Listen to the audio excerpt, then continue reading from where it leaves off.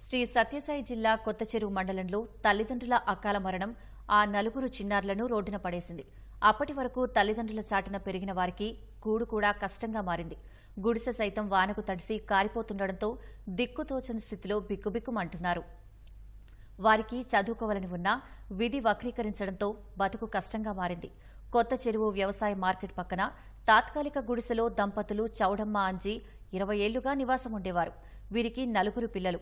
ఇటీవల వారిద్దరూ మృతి చెందడంతో నలుగురు పిల్లలు అనాథలుగా మారారు. ఇరుగు పొరుగువారు 10 రోజులుగా పిల్లలు భోజనం పెట్టి ఆకలి తీరుస్తున్నారు.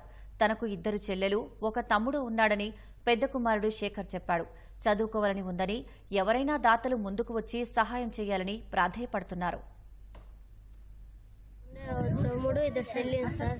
మా అమ్మ నాడు చనిపోయినారు సార్. ఉండేది అనాథలు సార్. మేము చదువుకునే ఏమన్నా దాతలు పెడితే పోతాం సార్. సార్ తమ్ముడు 2 చెల్లెలు సార్. మేము మా అమ్మ నాడు చనిపోయినారు సార్. మీరు చదువుకునేకే తినేకే అవిస్తే గుడ్డు కాడతాం సార్. మా అక్క మా బావ చనిపోయినారు. వాళ్ళకి 4 పిల్లలు. వాళ్ళకి చదువుకోవాలని ఉంది. మీరు ఎవరన్నా దాతలు ముందుకు వచ్చి సాయం చేస్తే వాళ్ళు కూడా బాగుంటారు. వాళ్ళకి ఏమన్నా సాయం చేయండి సార్. ఎరా కూడా కారిపోతుంది సార్. వాళ్ళకి ఉండడానికి కూడా చోట్లేదు, తినడానికి తిండి లేదు, వేసుకోవడానికి బట్టలు కూడా లేదు సార్. ఎవరైనా ముందుకు వచ్చి సాయం చేయమని కోరుకుంటాను.